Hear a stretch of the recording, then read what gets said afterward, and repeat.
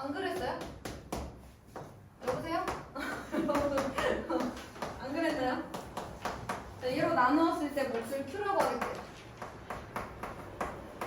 Q를 2022로 나누었을 때 나머지를 구하라고 합니다. 그래서 제가 2023을 X라고 한번 두고요. X의 9제곱 플러스 1을 그러면 얘는 X-1 곱하기 X 플러스 1이니까 X제곱 마이너스 X 플러스 1이 돼요. 얘로 나눴다는 얘기는 X제곱 마이너스 X 플러스 1로 나눴다는 얘기고 그때의 몫을 저는 Q인데 QX라고 줄게요. 자, QX라고 두고 나머지를 R이라고 한번 해봅시다. 그런데 보시다시피 여러분 X제곱 마이너스 X 플러스 1이 인수분해가 돼요? 안 돼요?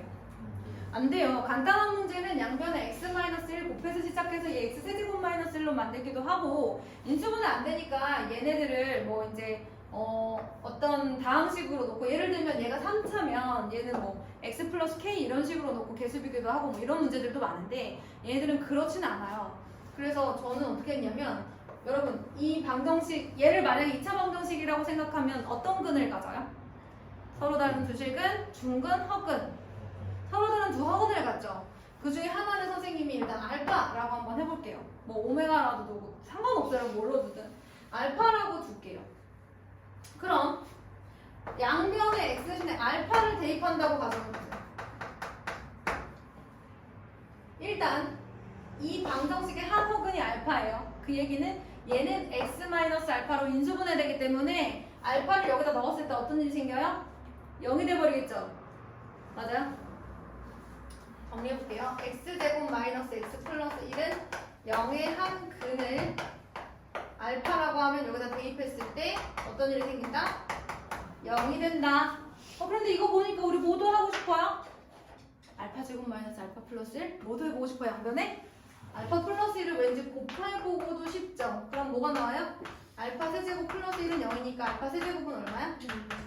마이너스 1이죠. 자, 이 상태에서 양변에 x 대신에 알파를 대입해봅시다. 가정은 뭐죠? 대입해봅시다. 그럼 여기는 알파 9제곱 플러스 1 얘는 예전에 0이 됐겠죠? 얘가 0이 되게 하는 x값을 내가 놓은 거니까 그치? 자, 그럼 뭐가 남아요? r이 남아요. 그런데 우리가 알파 세제곱이 마이너스 1이라고 했거든요. 그러면 얘는 알파 세제곱의 세제곱 플러스 1이에요. 이거 마이너스 1의 세제곱이니까 얼마입니까? 1. 마이너스 1이죠, 얘는.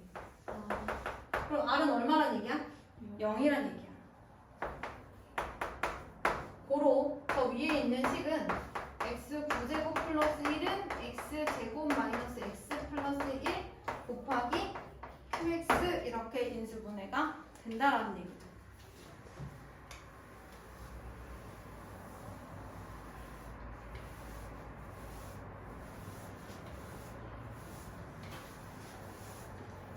자, 그런데 얘가 뭘 물어봤냐면 qx를 2022로 남은 나머지 이렇게 물어봤어요. 제가 x를 2023으로 이제 넣었기 때문에 2022로 나눌 때 나머지라 함은 x-1로 나누었을 때 나머지라는 말과 똑같죠. 자, 여러분 어떤 다항식을 얘로 나눈 나머지는 누굴 말하는 거예요? 자, 그럼 보세요. qx를 1차 다항식 x-1로 나눈 나머지라는 것은 결국 q1이 궁금하다는 거 아니에요? 양변에 뭐 대입하면 돼요? 1 대입하시면 끝나요. 괜찮죠? 학교 교과서에서는요. 제가 알기로 나머지 이 몫이 누군지 구하라고 하고 끝나요. 몫이 누군지 뭐 이런 거 구하고 끝나거든요. 찾아보세요. 나와요. 내가 몇 번인지 알아내야 돼. 너 교과서 프린트 줘봐. 내가 알아내겠어. 어제 질문했는데. 금요일날 질문했는데. 90몇 번인데. 여기 있다. 틀자마자 나왔어. 12페이지 76번입니다. 누구야? 나한테 질문한 사람 12페이지 76번. 내가 칠판으로도 했을 것 같은데.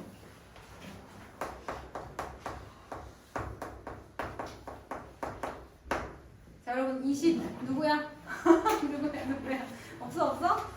자 여러분 22번 같은 문제가 시간을 조금 오래 잡아먹는, 근데 뭐 이렇게 계산이나 이런 게 많이 능숙하신 분들은 금방금방 나오실 거예요. 선생님 같은 분들도 막 빨리빨리 나올 텐데, 학교 선생님들 같은 분들도. 근데 이제 우리는 좀 계산이 느릴 수 있어요.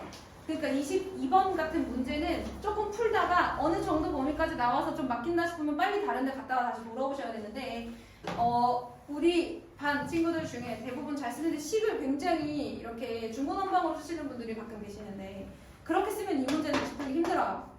이런 문제는 정말 일목요연하게 딱딱딱 정리가 돼 있어야 되거든요. 그거 좀 유의해서 보세요.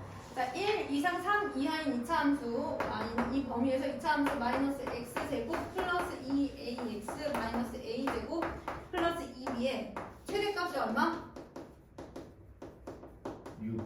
6이 되도록 하는 그 두 실수 a, b에 대하여 마이너스 a 플러스 b라는 이 식의 최소값을 물어보고 있어요.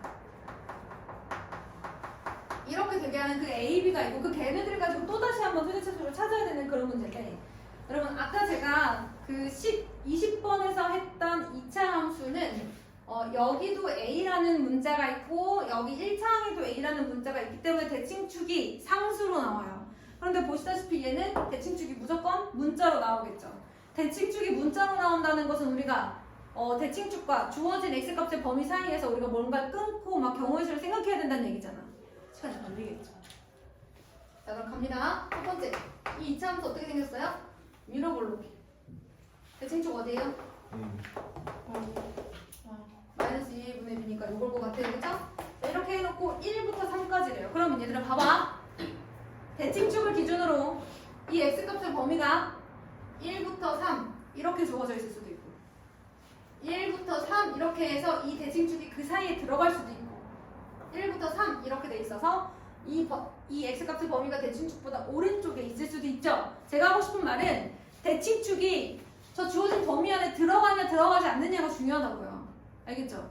자 그럼 첫 번째 어떤 경우가 있습니까? 여기가 x는 1, 여기가 x는 3 이런 상황인 경우, 그러려면 a가 누구보다 커야 돼? 3보다 커야지. 그러면 요렇게 끊기겠죠? 최대값 어디서 가져요? 3에서 가져요. 자 f3이 얼마여야 돼?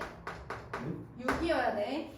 넣어볼게. 마이너스 9 플러스 6a 마이너스 a제곱 플러스 2b가 얼마여야 된다? 6이어야 돼. 그런데 이 상황에서 마이너스 a 플러스 b는 과연 누구일까? 근데 저는 문자가 두 개이기 싫어서 얘를 b에 관하여 정리할 겁니다. a에 관하여 정리하기 힘들죠?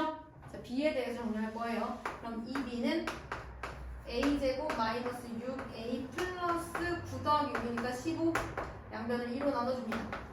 2분의 1 a제곱 마이너스 3이 플러스 2분의 15.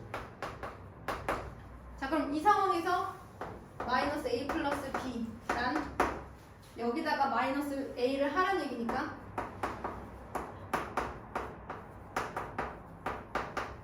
이렇게 되겠죠? b라는 식에다가 마이너스 a를 더해줘야 되는 거니까 여기다가 마이너스 a를 더해준 게 얘일 거 아니야, 그치? 맞아? 얘의 뭘 가지라고? 최소값을 찾아달라는 거예요. 어떤 범위에서? a가 3보다 큰 범위에서. 얘 어디로 볼록해요? 아래로 볼록하죠? 대칭축 어디예요?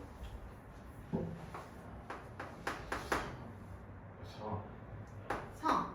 맞아요? 그러면 a가 3 이상인 범위에서 x가 아니라 a죠. 대칭축이. a가 3 이상인 범위. 이렇게 생겼다고 합시다.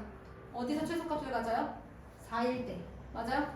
그러면 a는 4일 때 최소값을 얼마 가지는지 볼까요? 계산 좀 해주실래요? 2분의 1 곱하기 16 마이너스 4, 4, 16 플러스 2분의 15죠. 맞습니까? 그러면 마이너스 2분의 1. 자, 여기까지 정리 좀 해봐. 잠 좀 깨고.